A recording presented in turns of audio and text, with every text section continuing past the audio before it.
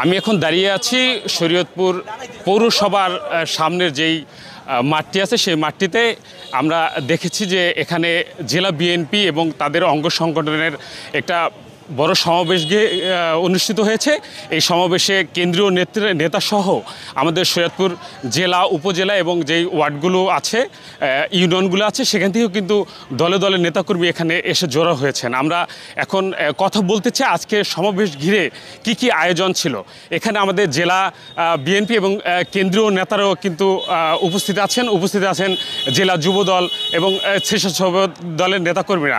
আমরা যদি প্রথম যাই জেলা যে যুবদলের সাধারণ সম্পাদক রয়েছেন তার কাছে, আজকে যেই আপনারা সমাবেশ করেছেন এই সমাবেশের মূল উদ্দেশ্য কি যদি আমাদের বলতেন। আজকের এই সমাবেশের মূল উদ্দেশ্য হচ্ছে, আপনারা জানেন বাংলাদেশে গত 17 বছরে ফ্যাসিস্ট শেখ হাসিনা যেভাবে অত্যাচার দমন নিপীড়ন হত্যা খুন গুম করে রাষ্ট্র ক্ষমতায় ছিল, এই অত্যাচার নির্যাতনের পরিত্রাণ গত জুলাই আগস্টের যে আন্দোলন হয়েছে, ছাত্র জনতার আন্দোলনের মধ্য দিয়ে যে একটি বাংলাদেশে একটি অন্তর্বর্তীকালীন সরকার গঠন হয়েছে। আর এই অন্তর্বর্তীকালীন সরকার গঠনের তাদের কাছে আমাদের মূল দাবি হচ্ছে অনতিবিলম্বে আমাদের নির্বাচনের রোডম্যাপ ঘোষণা করতে হবে। আপনারা জানলেন যে তারা যেটা চাচ্ছেন যে রোডম্যাপ ঘোষণা চাচ্ছেন খুব দ্রুত। আমরা আরেক নেতার সাথে কথা বলবো। আজকে যে সমাবেশ হয়েছে এই সমাবেশে আপনি কি বার্তা দিতে চান? বিসমিল্লাহির রহমানির রহিম। আজকের এই সমাবেশের মধ্যে দিয়ে আমরা বার্তা দিতে চাচ্ছি, বর্তমান ইউনূস সরকারকে আমরা জানিয়ে দিতে চাই যে আপনি নির্বাচন নিয়ে যে কালক্ষেপণ করছেন সেই কালক্ষেপণে বাংলাদেশের মাটিতে চলবে না। তারেক রহমান যে 31 দফা দিয়েছে সেই 31 দফা কর্মসূচির মাধ্যমে আমরা অনতিবিলম্বে এই বাংলাদেশে নির্বাচনের মাধ্যমে একটি গণতান্ত্রিক সরকার গঠনের জন্য আজকের এই মহাসমাবেশ শরীয়তপুর জেলায় হয়েছে। আমরা বার্তা দিয়ে দিতে চাই অনতিবিলম্বে আপনারা আমাদেরকে নির্বাচন দিন, আমরা গণতান্ত্রিক সরকার প্রতিষ্ঠিত করে বাংলাদেশের মানুষকে আমরা নির্ভরশীল একটি সুন্দর একটি রাষ্ট্র উপহার দিতে চাই জনাব তারেক রহমানের মাধ্যমে। আমরা যদি আরেকজনের সাথে কথা বলতে চাই, আরেকজন বিএনপি নেতার সাথে, যে জেলায় তো বিএনপি আমরা এর আগে এত সংগঠন এত সুন্দর করে আয়োজন সমাবেশ বিভিন্ন আন্দোলন আমরা দেখিনি। এখন আমরা যে এই আন্দোলন করছেন এই আন্দোলন কতটুকু সফল হবেন বলে মনে করছেন আগামীতে? আমরা মনে করি যে আমাদের বাংলাদেশ জাতীয়তাবাদী দল বিএনপি যে আন্দোলন সংগ্রাম মাঠে আছে সেই সংগ্রামের মূল কথা হচ্ছে যে দেশের মানুষ 17 বছর ভোট দিতে পারেনি।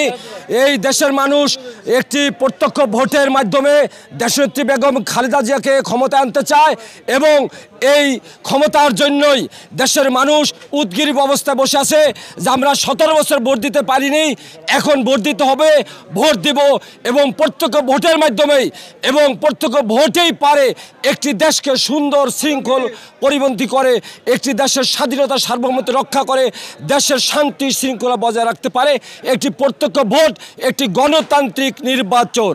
ধন্যবাদ। আচ্ছা, আমরা যেটা জানলাম যে যারা বিএনপি নেতা স্বেচ্ছাসেবক দল এবং যুবদলের নেতা রয়েছেন একটা রোডম্যাপ করে সুন্দর একটা নির্বাচনে তাদের কিন্তু দাবি। আমরা এই মুহূর্তে কথা বলতে চাচ্ছি যে জেলা বিএনপির একজন নেতা যিনি আওয়ামী লীগের আমলও সবসময় মাঠে ছিলেন, তার সাথে আমরা কথা বলবো যে আজকে যেই সমাবেশ এই সমাবেশের দ্বারা আপনারা কি নেত্রী যারা নেতাকর্মী রয়েছে তাদের উদ্দেশ্যে কি বলবেন? মেসেজ খুব ক্লিয়ার। দেশনেত্রী বেগম খালেদা জিয়ার আহ্বানে আগামী দিনের রাষ্ট্রনায়ক জনাব তারেক রহমানের অনুসৃত 31 দফা, সেই 29 দফার আলোকে একটি গণতান্ত্রিক নির্বাচনের মধ্য দিয়ে দেশে অবাধ সুষ্ঠু নিরপেক্ষ নির্বাচন হবে এবং একটি গণতান্ত্রিকভাবে নির্বাচিত সরকার দেশ পরিচালনা করবে। এই আশা নিয়েই বিএনপি এবং এদেশের জনগণ সবাই আজকে ঐক্যবদ্ধভাবে এক দফা অর্থাৎ জাতীয় সংসদের নির্বাচন দাবি করে এই সমাবেশগুলো করছে। ধন্যবাদ। আমরা এই মুহূর্তে কথা বলতে চাই কেন্দ্রীয় যুব দলের একজন নেতা রয়েছেন আমাদের এখানে। আমরা দেখেছি যে যখন আওয়ামী লীগ সরকার ক্ষমতা ছিল তখনও ঢাকাতে সারা বাংলাদেশে তিনি বিভিন্ন সভা সেমিনার করেছেন। তো এখন যেহেতু আওয়ামী লীগ সরকার ফ্যাসিস্ট সরকার পতন হয়েছে, সেই ক্ষেত্রে আগামীতে এই বিএনপিকে কিভাবে সংগঠিত করবেন আপনারা মনে করছেন? বিসমিল্লাহির রহমানির রহিম। আমরা বিএনপিকে সুসংগঠিত করছি আজকে 17 বছর যাবৎ একটি ফ্যাসিস্ট সরকারের বিরুদ্ধে আমরা আন্দোলন সংগ্রাম করে আমরা ফ্যাসিস্ট সরকারকে এই দেশ থেকে বিতাড়িত করতে পেরেছি।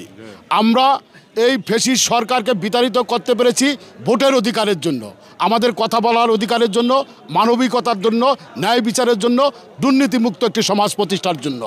আর বর্তমান সরকার যে সংস্কারের কথা বলে, আমাদের দেশ নায়ক তারেক রহমান আজ থেকে 2 বছর আগে আমাদের দলের পক্ষ থেকে 27 দফা সংস্কার কর্মসূচি ঘোষণা করা হয়েছিল এবং সর্বোপরি সকল দলকে ঐক্যবদ্ধ করে এটাকে 31 দফায় রূপান্তরিত করেছে।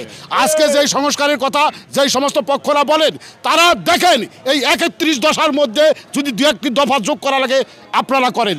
সংস্কার একটি চলমান প্রক্রিয়া, সংস্কার ধারাবাহিকতাভাবে চলবে। এই সংস্কার বিএনপি করবে, এটা বিএনপির অঙ্গীকার, তারেক রহমানের অঙ্গীকার।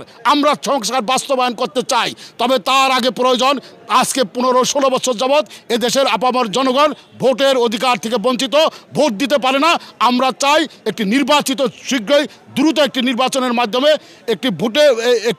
একটি গণতান্ত্রিক সরকারের কাছে ক্ষমতা হস্তান্তর করবে এবং এই দেশের তারেক জিয়ার প্রত্যাশা অনুযায়ী যে 31 দফা আছে, যদি আরও 2-1 দফা যোগ করা লাগে, সেই দফা যোগ করে আমরা বাংলাদেশে সংস্কার করে ফ্যাসিস্ট যেন আর কোনোদিন বাংলাদেশে মাথা তুলে দাঁড়াতে না পারে, সেই লক্ষ্যে আমরা রাষ্ট্র পরিচালনা করব এবং দুর্নীতিমুক্ত সন্ত্রাসমুক্ত একটি সমাজ প্রতিষ্ঠা করব।